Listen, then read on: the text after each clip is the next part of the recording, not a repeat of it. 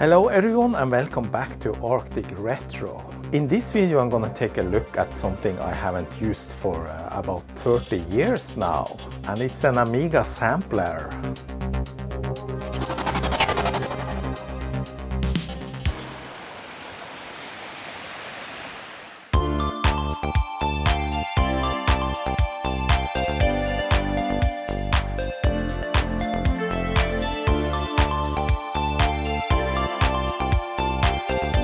What I have running here is Noise Tracker version 2, and it's now currently playing a so-called module on the Amiga 500, and the module is a collection of samples, and the samples are set together as a tune, and the Amiga has 4 channels. Those 4 channels can each play its own 8-bit samples, and if you sequence them together like in a modern days DAW sound software, then you can make up a really nice tune in stereo. Of course, there's 2 channels for each stereo channel. So let's play another tune now.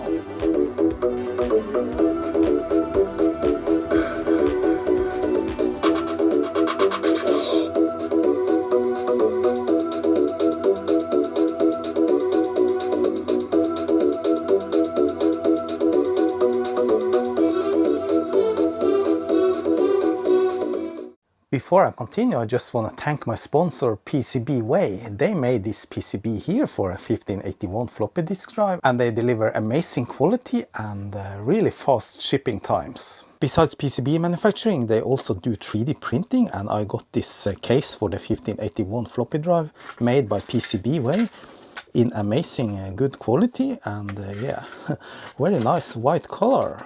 So if you want to have your own PCBs manufactured, then head over to PCBWay.com and check out their services. And for the PCB silkscreen, they now have a new option for UV printing multicolor. So check that out. Likewise, if you need something 3D printed or CNC machined or made some sheet metal, then they have services for that. So thank you PCBWay for supporting my YouTube channel. So I think the whole thing started back in the day on the Amiga with a program called Sound Tracker, and then it has evolved over the years, and there's a lot of different types of trackers with the various different kinds of features. The files that was produced was a single file containing all the different samples that were used to compose a melody, and you can even play those modules now in the modern day on Windows if you want to. There are several players for that. If you wanted to make music back in the day on the Amiga, there were several sets of ready-made samples, and if you wanted to use your own samples, then of course you had to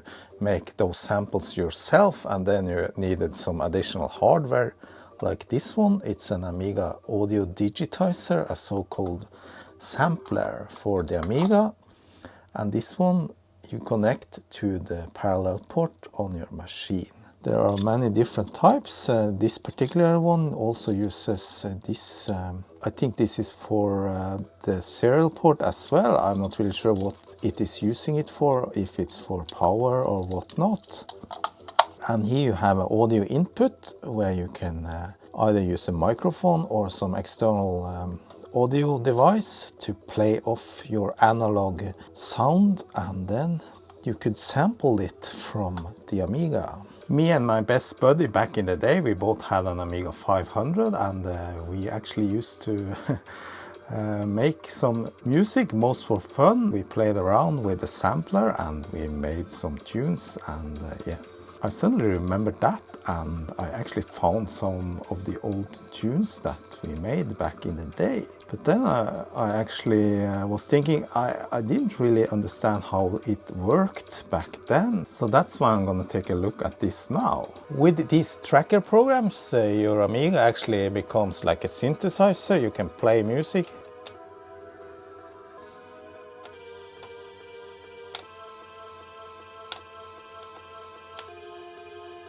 Alright, so I'm not gonna go into how these trackers work and how you can make music and all that stuff. What I'm gonna concentrate is the hardware and how to make a sampler.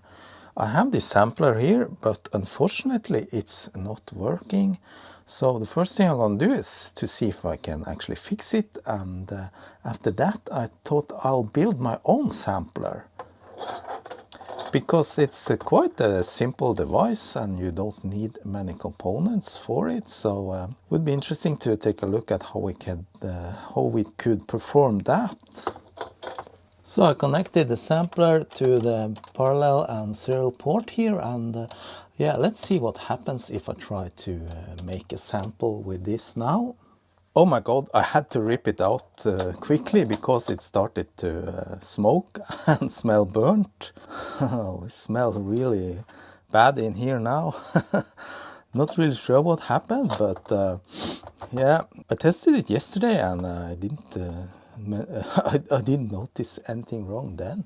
But apparently now it started to make smoke, so I think we better open it up and check what's going on. I noticed yesterday, if you start, yeah, I can show you. Obviously there's a lot of applications you can use to sample music, but many of these trackers have built-in sampling capabilities, like the Noise Tracker 2.0. And that's really handy because here you can just go directly to the sampler menu and then start sampling, and you can, after you have sampled a short sample or something, you can do some simple audio operations on those samples, and then you have them directly into your Noise Tracker module here. So what I did yesterday, I hooked up the sampler. It actually started to work. I could hear a lot of noise and I could see some waveform on the screen here, but I connected up an audio source. I tried with a microphone and also tried with an old Walkman, and yeah, none of those were able to produce a good signal. It was only noise, but it was more noise when I played the source than when I stopped it, so clearly something was working, but not completely. But now I don't dare to hook it up anymore because something is shorted for sure. And I noticed yesterday, actually there's a LED there that's red, and if I moved the cable, the LED came on and off, so maybe there was some loose connection or something. Maybe that's something that has shorted out now, I'm not really sure. Let's open it up.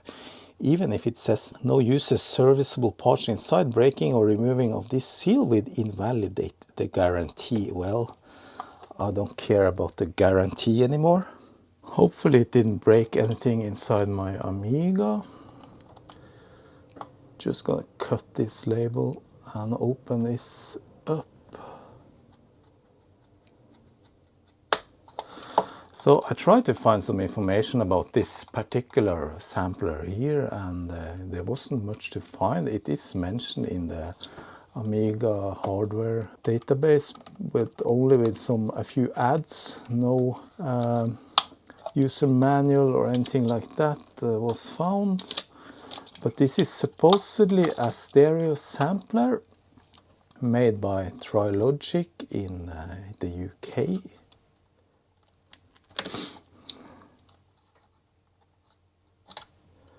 Need to remove the feet, at least partly.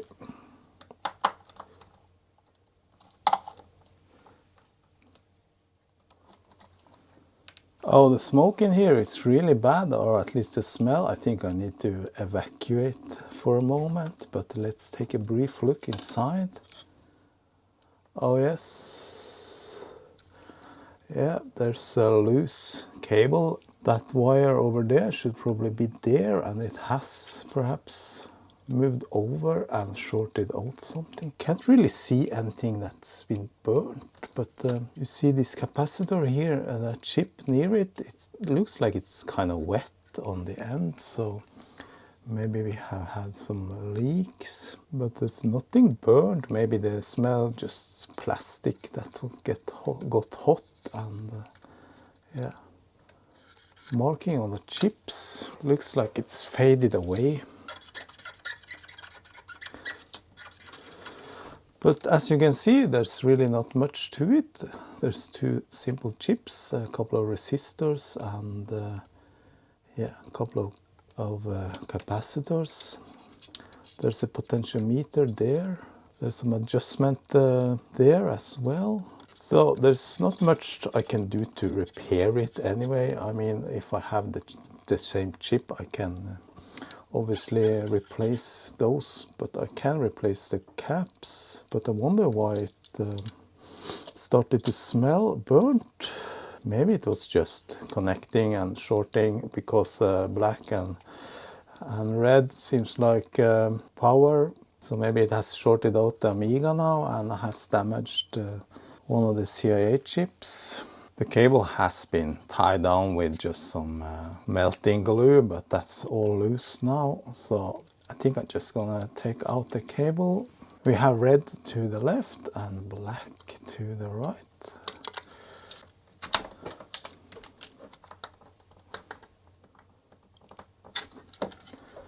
So I guess the power wire was off yesterday, and that's why it wasn't working. However, I did get a lot of noise, so yeah. There are samplers that only needs the parallel port, I think, and you don't need to have any additional power. So I'm not really sure why this uses power from the serial port. I'm gonna measure and see if we have voltage now, or if I burnt up my Amiga. Serial port, I guess it's 12 volts then, maybe. Okay, 23 volts. That can't be right, can it? Yes, that is in fact right, because the serial port on the Amiga has plus 12 and minus 12 volt pins. And obviously these two comes from the minus and plus pins, and thus it makes 24 volts. I just measured between ground and both of them, and one gave plus and the other gave minus 12 volts. So yeah, it's all good then, nothing is broken. I took out the PCB and I can't see anything wrong here, so nothing's burnt or anything. I tested the two electrolyte capacitors. Their values were significantly off. It was a V-loss like 6%, so I'm gonna replace those with some new, and yeah, let's test the new ones. Yes, 0 ohm ESR and V-loss 0.5%. By the way, these chips, I can't make out any sort of text or anything here. Completely anonymous. I think there were some text some time ago, but impossible to read. But essentially a sampler like this, what it actually consists of is an analog to digital converter and then a little amplifier circuit. So I guess this is the ADC and this is an op-amp or something, and just a little bit of audio circuitry here.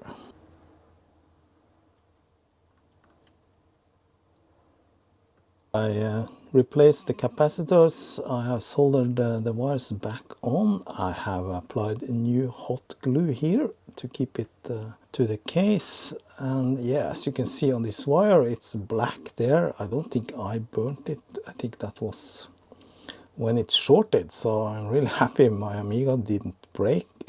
So that's how much I can do with this. Everything else looks okay. If something more is wrong with it, then it's one of the chips, and I don't know what kind of chips they are. It would be just guessing. I'm gonna hook it up, see if we get any better result this time.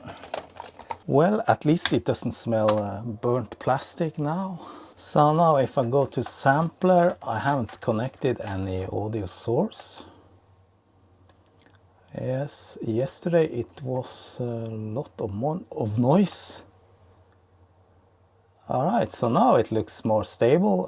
Yesterday it was noise all over the user interface here. Now it's almost a straight line. Let me hook up audio source. I have this Walkman here, and it's actually a modern variant. It can, in fact, you can connect it to USB and it can save your cassettes as MP3, I think. Anyway, it has a regular 3.5 inch, no, 3.5 millimeter audio jack. Hooking that up. See if we get anything.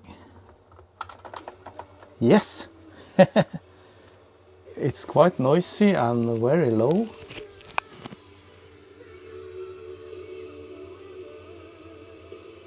I don't know if you can hear this.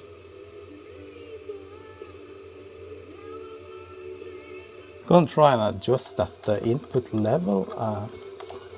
I'm playing some copyrighted music now. Yes. But it's all up there all the way. Let me see if I can adjust the volume. Yeah. Okay, so now. So this is coming from the Amiga and not directly from the Walkman. Alright, let me try sampling something then. I think I have adjusted the volume now. So you go to the sampler, already sampled something as you can see. Then press play and start sampling. And when you're finished, when you want to start, you hit the right mouse button. And then it finished after just a few seconds. So I think there's a limit how long a sample can be. So there is the sample then. And now we can do some basic operations like fade in, fade out, octave up, octave down, filter and reverse. I'm not gonna bother about that.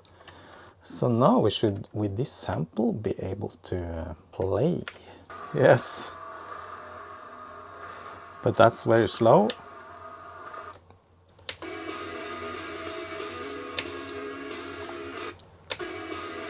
Yeah.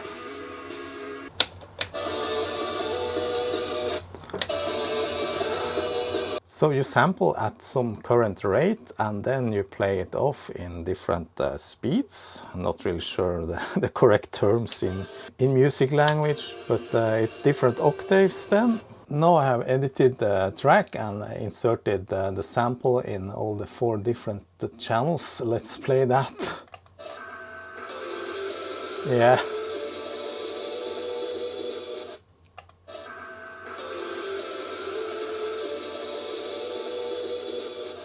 So it actually worked. Happy about that. Now I have a sampler. I got this from a Norwegian guy that wasn't sure if it worked or not. I got it for free. And it worked with a little help from some repairs and a couple of new capacitors. Okay, that was a working sampler. What I was thinking now was to actually make my own sampler, and that's because it's a quite simple circuit you need. And before we start with that, I just want to do some theory. I'm not going to pretend I know too much about audio technology and modern days stuff, but back in the day on the Amiga, which has 4 8-bit PCM channels, it was quite simple. You had an analog to digital converter that took the analog signal and converted it to 8-bit PCM data. So you have a signal coming in here. Let's say it's just a sinus wave like this, and then it goes into, this is an analog signal, and then it goes into a ADC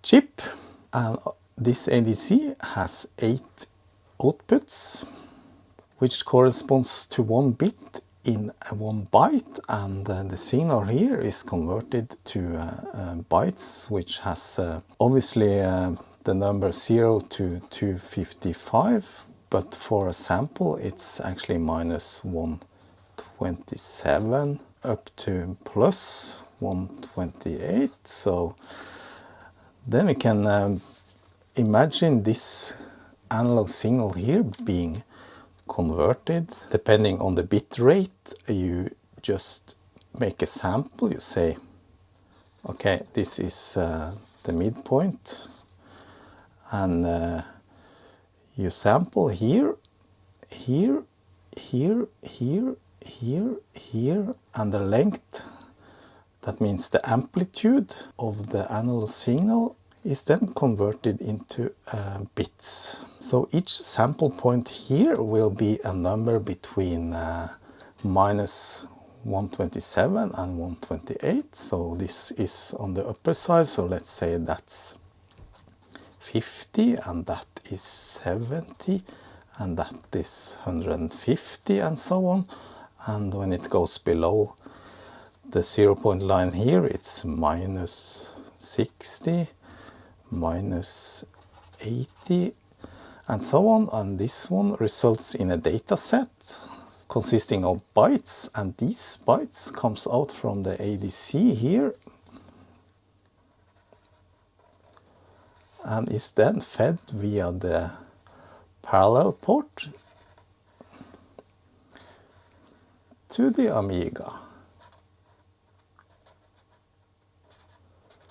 And the Amiga uses that, obviously, to play it back, because it's a well-known format. It's PCM, pulse code modulation. And on the Amiga, this was uncompressed data. Nowadays, on CDs and MP3 and everything is compressed. So you get a little bit of signal loss then. There are obviously lossless formats as well that are compressed. Then obviously there's also some amplification circuitry. I don't know if it's before the ADC. I found this simple sampler on GitHub. It's called Amiga Open Sampler, and yeah, it's quite simple design. It has an ADC, analog to digital converter, and it has one amplifier, op-amp MCP 6002, and just a couple of resistors and capacitors and nothing more. And it hooks directly to the parallel port, no need for the serial port on this one.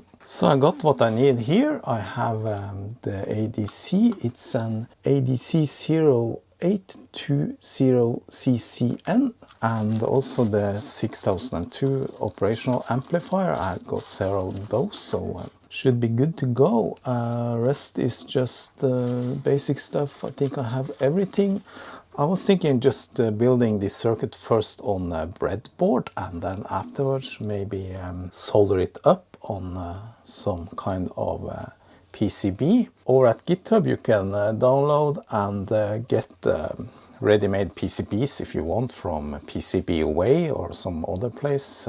So here's the schematic for the ADC 0820, and it is a 8-bit high-speed compatible AD converter with track and hold function. So here you can read about the details about this chip and how it operates and everything. Not gonna go into very much detail about that. There's probably some example circuits you can find also how to drive this. Same with the op-amp and MCP 6001, and that's just a low power signal amplifier, and yeah, nothing much to say about that. It takes a signal in, amplifies it, and gives you a stronger signal out. I bought these chips on AliExpress, so I'm not sure if they actually work, but hopefully they do. I mean, these are dirt cheap and yeah, cost almost nothing, so why would they try to fake them? But you never know. So I'm just going to place the chips on the breadboard and then see if we can hook up the wires so that it gets correct. If you want to play with electronics yourself, with the breadboard and the basic components, there are these kits. I bought this, I think, on eBay. They are not very expensive, and some come with an Arduino. This one has a Raspberry Pi. No, that's an Arduino Uno, yeah. But no need for that. But they come with these wires and everything you need, so yeah, really handy to have. So now we're just gonna use these DuPont cables I have set here with some different lengths. Now the schematic is divided into different modules that are not connected together on this drawing, so you need to figure out that, but that's probably just the VCC and ground lines then, and if there's some signal going from one module to the next, then we should find a label. And obviously we need a parallel connector as well. So on this breadboard we have the positive rail going that way, and the negative rail is the second one. You have the same over at this side. And then in the middle part you have rails going in the other direction that connects together the different connection points vertically down here. But the voltage lines on the bottom part is not connected to the ones on the top. And we can check that, see with the multimeter. Yeah, they are connected, and these are. Yeah, and that means we have 4 different connection points to every pin on the chips. I'm gonna start by building the amplifier module, and we need some resistors. I have this very handy resistor assortment which has most of the common values neatly packaged and labeled. So we need 3 1K resistors. There's 1K. We look at the schematics. We have pin 3 on the op amp. It's connected to 2 1K resistors. One goes to ground, one goes to VCC, and then we have a small capacitor. So we can start with that. We can place 2 resistors on pin 3. This can quickly become a mess, obviously, because yeah, it's a small breadboard. Should probably have taken a larger one. We'll see how it goes. And the wires are long, and the resistor legs are long. You could easily short something out. So one of the resistors goes to plus. And they're kind of loose also, so not really sure if we get the good connection. And one resistor goes to ground. Then we have a 10 microfarad capacitor between that same pin 3 and the ground. Here's a 10 microfarad. It is 25 volts, so that should be enough, I think. It goes from pin 3 with the plus side to ground. Like so. Make sure nothing is touching. Just gonna mark everything as I go here.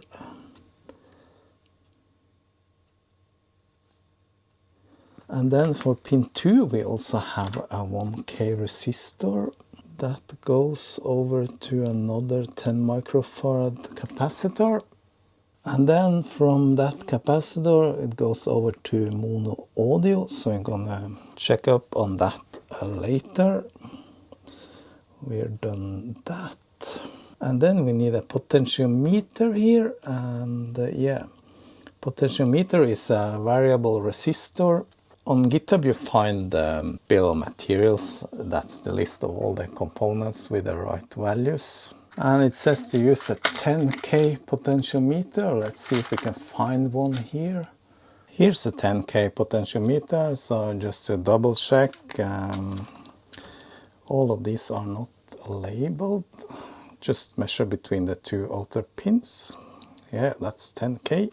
Then this little screw will work on the middle pin here and vary the resistance between those 2 pins. So obviously we need to make sure not to place components on the same vertical column as the chip, because then we are in circuit with the chip. Place it there. Then there's a wire from pin 2 on the op amp to the potentiometer. So that's pin 2. So it's already starting to get a little bit cramped. Wires going here and there. But if you do it step by step, you should be able to do it correctly, and then we can mark that.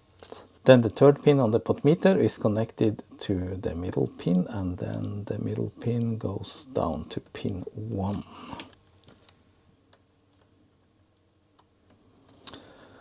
Like so. So that was in fact the amplification circuit here.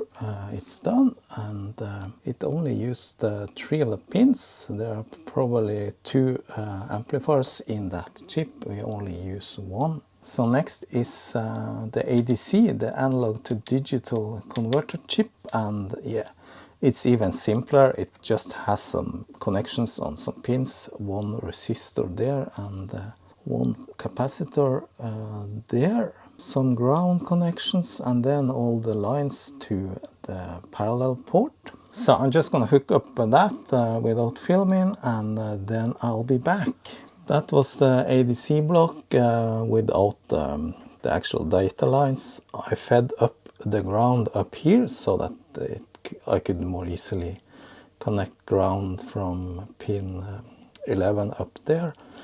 What's left now is a small 0.1 microfarad capacitor, these ceramic types, and those are between the ground and the VCC, so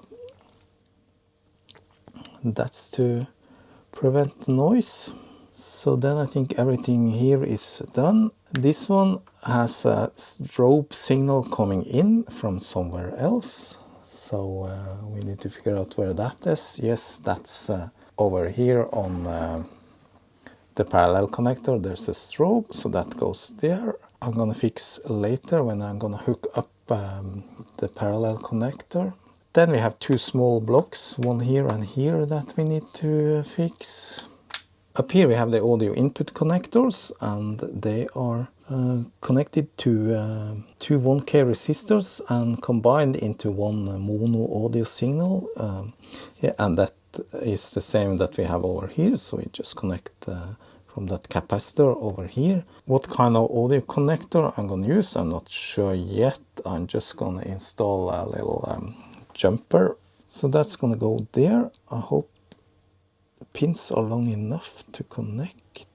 So now we can just hook some audio signal into this connector, this pin header here.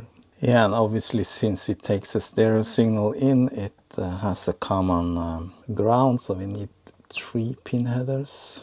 And then for each channel we have a 1K resistor that goes, yeah, let's put it there. That's available. So they're combined into one mono signal. From mono audio to mono audio, that is from that capacitor over there, the plus side. I actually did a mistake. I discovered it. I had the wrong polarity. And then that goes to the 2 1K resistors here. So that's that then. We have an audio input that's combined and fed into the amplifier. So yeah, the amplifier is before. Alright, so that was that. So now we have 2 separate modules. This one is done. This one is yeah, somewhat done.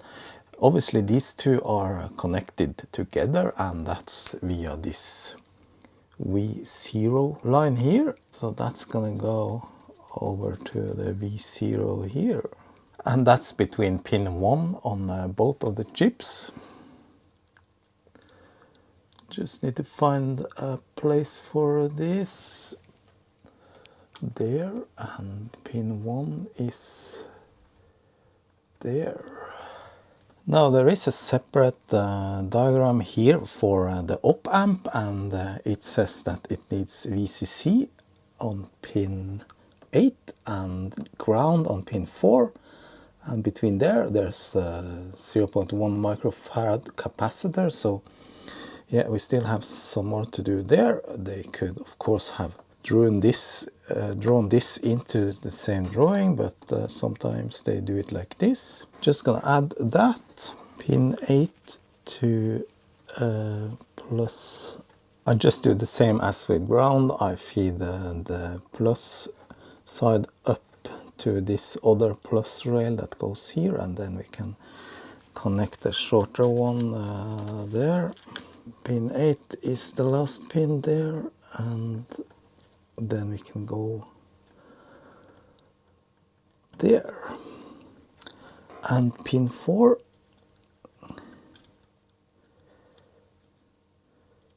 to ground, which we already have up here. So there, that's grounded, and then it should have a capacitor there as well. There's already a 0.1 microfarad capacitor between ground and VCC down here, but yeah, you should always have these filter caps as near to the component as possible. Yeah, I'm just gonna put it there then. Okay, that was the whole circuit except for connecting it to a parallel DB25 connector, which I actually don't have, but it's coming in the mail soon. So I mean, I could find one, cut one off a cable or something. I don't want to do that, but still now this circuit could be tested, at least hooked up a couple of wires for powering it up. So I think I'm just going to do that and do some measurements, see if everything looks all right. I'm not going to feed it with any audio signals or anything. Just see that we have voltages and stuff, and that nothing starts to burn. This circuit uses 5 volts, and it takes it from pin 14 on the parallel port, and ground is all over the place, a lot of the pins.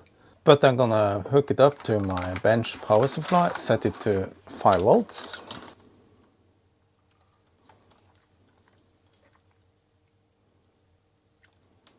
Then I can monitor how much current it draws.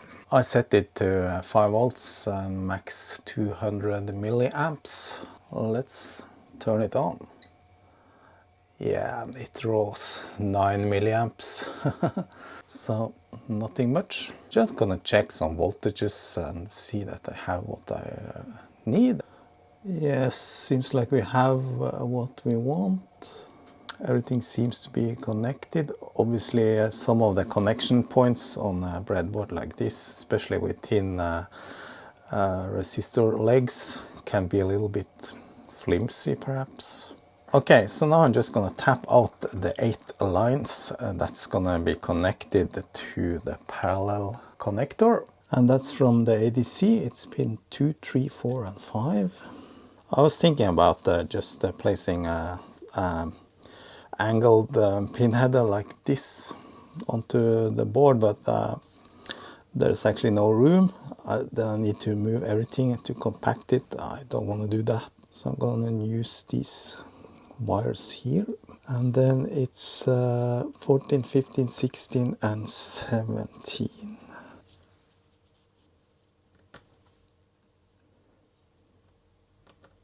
There are a few pins on both the chips that are not in use, so they're just there doing nothing. Okay, this looks kind of like a Christmas tree or something. So I think these pins are about the same thickness as the pins on a DB25 connector, so I could actually just try and push them directly into the parallel port on the Amiga.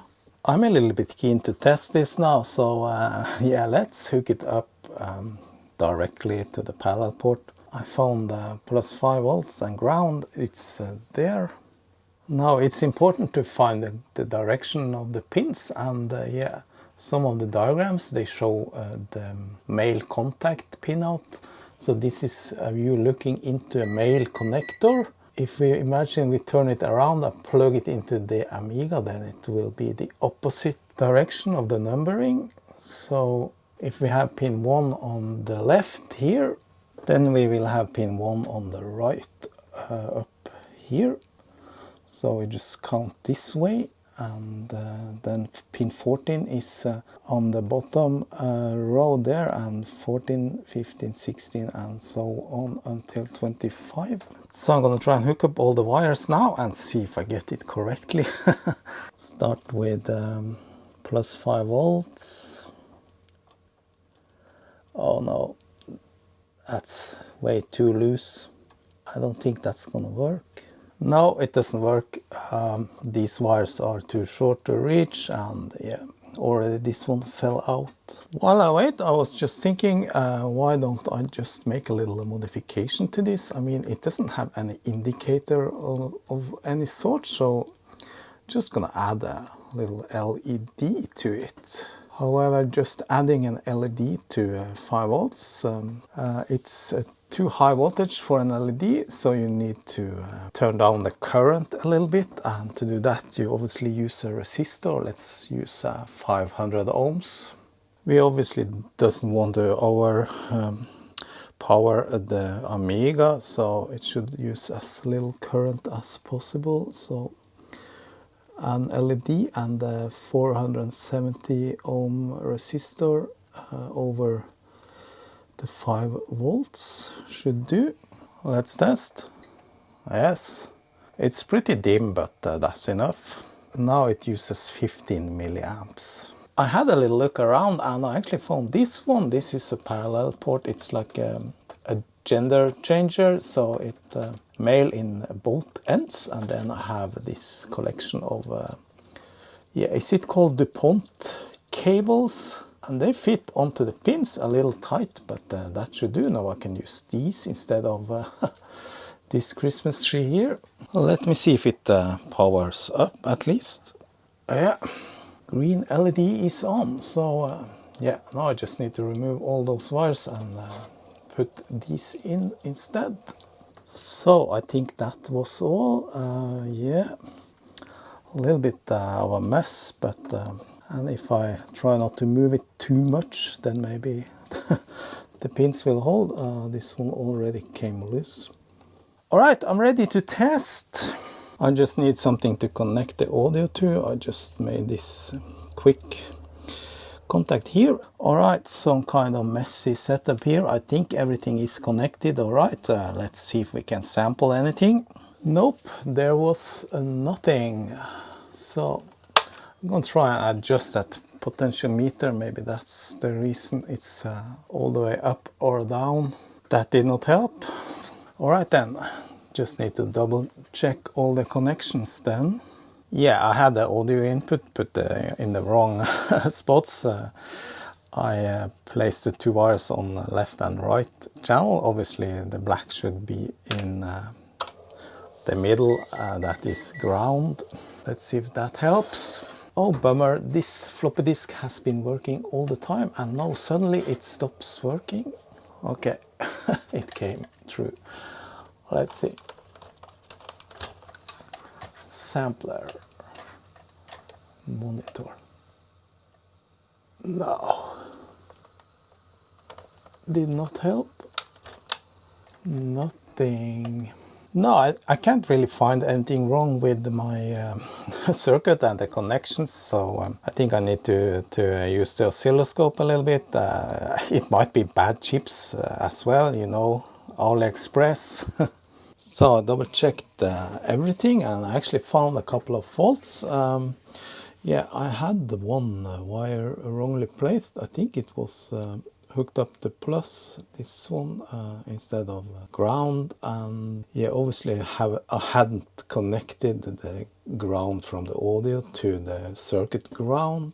Another thing, I went through the GitHub page and read through the issues, and actually stated that this capacitor, if you didn't use a non-polarized one, you should turn it around the other direction compared to this schematic. So I did that, but still it doesn't work. I have hooked it up, I checked every connection, every line, see that it has the correct voltages in for on the chips. I checked all the connections from the ADC chip to the actual port here, and they are all good. I have tidied up the circuit a little bit, cut the resistors smaller so that they sit further down and stuff like that. So I'm not really sure. I'm gonna show you.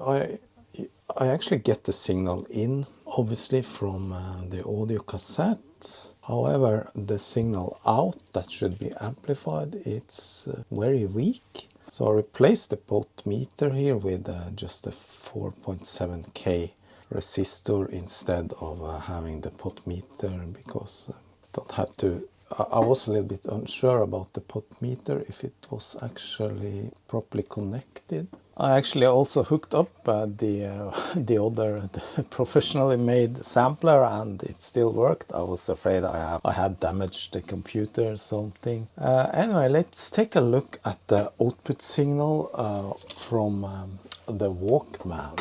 It's now playing. So here, if I turn on the music now, we see there's an output signal directly from the Walkman, not connected to the sampler, but it's very low. It's not more than 20 millivolts. So I thought these signals was supposed to be higher, but this is from the headphone jack, not really sure. So I hooked up the oscilloscope to the circuit and turned on the machine, and it's trying to sample, but the line goes all high, so that indicates that the signal coming in is just high or low bits. So first I'm gonna probe the pin 2 on the op amp, see what kind of signal we have. I have the Walkman, it's on full volume. So this is now the input from the cassette directly in the circuit. And then there's a 1K resistor after that, and then the signal gets much weaker, and in on pin 2. Okay, it says over range. So now it seems like it's 2 volts biased. That's not correct. And I thought that was the job of that capacitor to fix. Maybe I have turned it the wrong way now. So let's see now. No, it's the same. But you can see there is no audio signal in there. So I'm not sure what's going on there. So pin 1 is the output from the amplifier. And as you can see, there's just some kind of, I don't know, some kind of a repeating pattern there. So it's kind of strange. I can't. I must admit I'm not that good at analyzing these kinds of analog circuits and know what they're supposed to do or not. But clearly it's not working as it should. So it's been a couple of days. I have tried a lot of different things. I tried using a stronger signal coming from my PC instead to play audio from that. It was a stronger signal, but still didn't work. I'm pretty sure the circuit is correct set up according to the schematics, that is, but who knows, there might be some faults in the schematics. Anyway, one thing I noticed, there is a strobe signal coming out from the Amiga when you start sampling, and that is a pulse.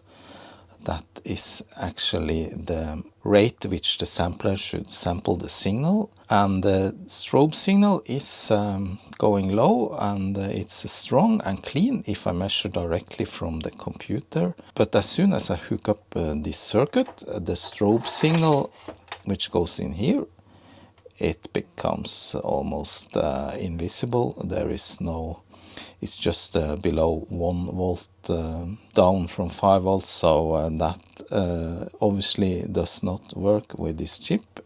And also I don't get the boost in the signal from the op amp. I'm not sure why.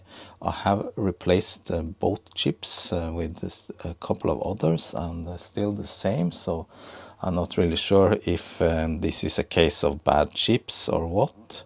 Anyway, I don't have time to use more time on this now. I'm gonna post this video anyway. Hopefully it was some value for you. So that's how it goes sometimes. I thought this should be an easy project, but apparently it's not. So yeah, I'm sorry about that. I couldn't complete this. Maybe I'll do it later. If you have any insight or any tips, and if you saw something I did that is wrong, then please give me the hints in the comments below the video. I'll appreciate it. So that was it for this video. Hope you enjoyed it anyway, and thanks for watching, and special thanks to my patrons. See you soon. Bye bye.